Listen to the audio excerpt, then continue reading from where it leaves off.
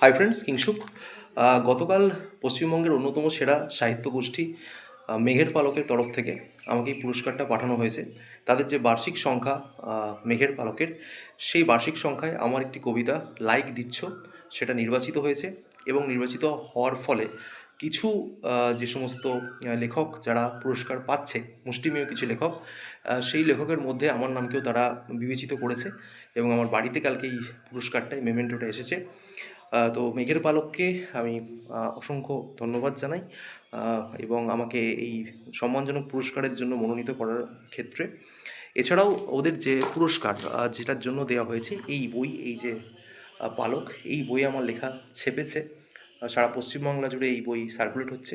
তো এই বইয়ে আমার লেখা ছাপার জন্যই আমাকে এই পুরস্কারের জন্য মনোনীত করা হয়েছে। তোমাদেরকে আমি এই কবিতাটাও দিয়ে দেবো, তোমরা পড়ো, পড়ে জানিও কবিতাটা কেমন হয়েছে। এনিওয়ে, ধন্যবাদ এবং শুভ ঈদ, হ্যাপি ঈদ প্রত্যেককে।